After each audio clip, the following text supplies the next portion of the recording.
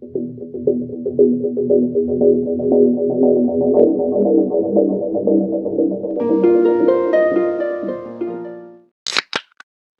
bulan September tahun 98, Kepolisian Kota Saint Paul, Minnesota, menerima panggilan darurat dari seorang ibu muda berusia 24 tahun yang terdengar putus asa.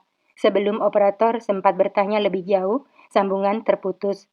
Beruntung lokasi di mana panggilan itu berasal berhasil terlacak. Dua orang petugas polisi segera mendatangi apartemen wanita itu, diikuti oleh petugas damkar. Di dalam apartemen, dua petugas polisi menemukan 6 jasad bocah imigran asal Laos dan ibu mereka yang setengah sadar di balik pintu.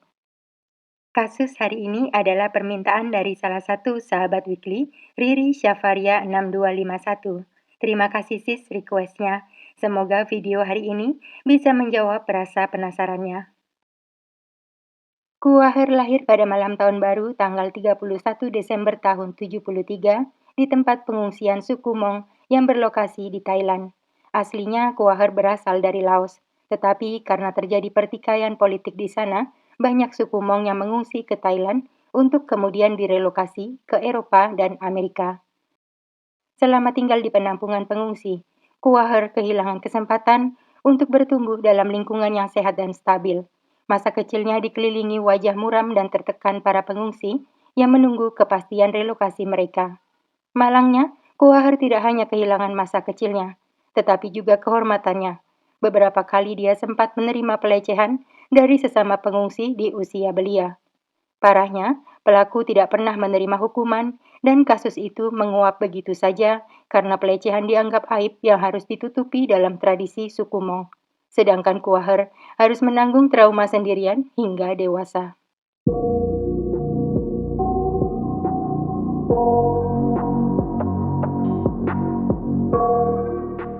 Ketika menginjak usia akil balik, Kuaher segera dinikahkan dengan Tohang, seorang pemuda Hmong yang berusia 5 tahun lebih tua darinya. Setelah menikah, Kuaher dan suaminya Tuhong direlokasi ke Amerika dan menetap di kota Saint Paul, Minnesota, yang menjadi pusat imigran suku Hmong saat itu. Keduanya tinggal di pemukiman khusus imigran yang disediakan pemerintahan Amerika bernama Saint Paul McDonough Homes Project. Di usia 13 tahun, Kuaher melahirkan anak pertamanya. Setelah itu, setiap tahun selama 5 tahun, Kuaher melahirkan. Hidup dengan 6 orang anak tentu membutuhkan biaya yang besar. Sebagai imigran dengan keterbatasan bahasa dan perbedaan budaya, Tohang hanya bisa mendapat pekerjaan dengan penghasilan yang minim. Keadaan itu membuat Kuaher dan Tohang jadi sering bertengkar. Selain karena tekanan ekonomi, Kuaher masih terlalu muda dan belum siap menerima tanggung jawab membesarkan ke-6 anaknya. Belum lagi, trauma pelecehan yang dialaminya dulu masih terus menghantuinya. Menginjak tahun ke-9 pernikahan mereka, kondisi rumah tangga keduanya makin memburuk. Pada tahun 1996, tercatat sebanyak 16 kali polisi datang untuk mendamaikan Kuaher dan suaminya. Saking seringnya, polisi jadi mengenal ke-6 anak Kuaher. Hingga akhirnya di bulan September tahun 98, Tohang tidak sanggup lagi menghadapi tekanan hidup dan dengan egoisnya memutuskan pergi, meninggalkan istri serta ke-6 anaknya. Kepergian suaminya membuat Kuaher panik. Selama ini, dia sibuk merawat anak-anaknya sehingga tidak punya waktu untuk beradaptasi dengan budaya Amerika. Dia tidak pernah bekerja dan bergantung pada suaminya.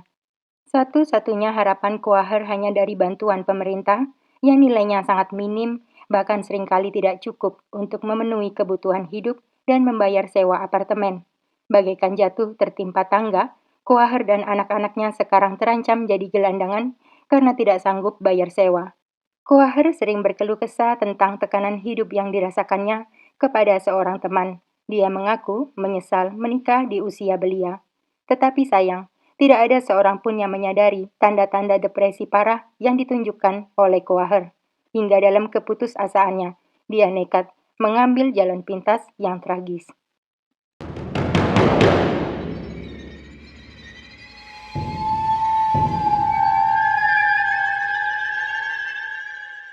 Pada malam tanggal 3 September tahun 1998, operator 911 menerima panggilan dari seorang wanita yang mengaku baru saja mengakhiri kehidupan 6 orang putra dan putrinya. Wanita pelapor itu tak lain adalah Koaher. Petugas kepolisian dan medis segera memenuhi area apartemen Koaher.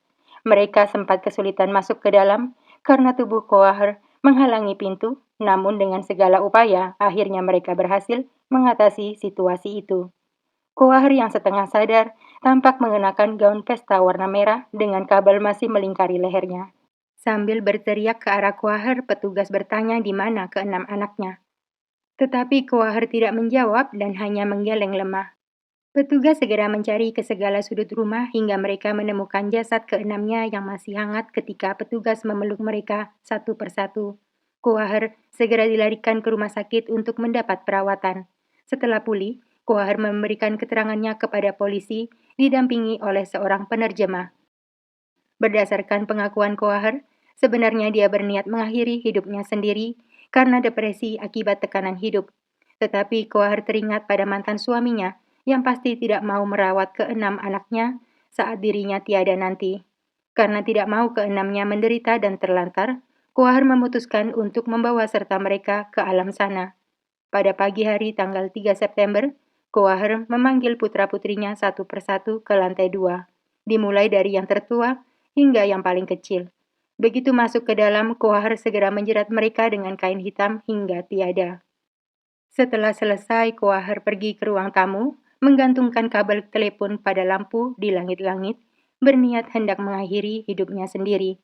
Namun niatnya gagal karena lampu tersebut tidak kuat menahan beban tubuhnya hingga copot dari langit-langit dan jatuh ke bawah bersama Koaher. Koaher masih selamat, meski mengalami patah tulang. Dia kemudian menghubungi saluran darurat 911 untuk melaporkan apa yang terjadi. Atas pengakuannya tersebut, Koaher dituntut dengan tuduhan pembunuhan tingkat 2. Persidangan Koaher dimulai pada bulan November tahun 98, hanya beberapa bulan setelah tragedi terjadi. Awalnya, Koaher mengaku tidak bersalah dengan alasan kejiwaan, namun Koaher merubah pengakuannya menjadi bersalah demi mendapat keringanan hukuman. Pada tanggal 2 Desember tahun 98, Koaher dinyatakan bersalah atas dakwaan pembunuhan berencana dan hakim menjatuhkan hukuman 50 tahun penjara tanpa kemungkinan bebas bersyarat. Tragedi Koaher dan keenam anaknya menggegerkan sekaligus memprihatinkan warga kota St. Paul, Minnesota, terutama komunitas suku Hmong di sana. Mereka menuding pemerintah setempat kurang memberi atensi terkait isu kejiwaan para pengungsi hingga tekanan depresi yang dirasakan Koaher tidak terdeteksi. Koaher baru berusia 24 tahun ketika tragedi itu terjadi. Banyak orang bersimpati dengan masa lalunya yang menganggapnya sebagai korban keadaan, meski mereka tetap mengutuki tindakannya yang keji. 6 kehidupan yang tak berdosa telah terenggut secara paksa akibat depresi yang diderita ibu mereka. Hanya ada 6 pohon yang ditanam di halaman perumahan pengungsi, serta plakat logam di mana nama keenamnya terukir menjadi pengingat akan tragedi itu. Mental health bukanlah sebuah aib yang harus ditutupi hingga berakhir tragis seperti ini. Bagaimana menurut kalian? Sekian dulu kasus hari ini. Sampai bertemu dalam kasus berikutnya dan terima kasih.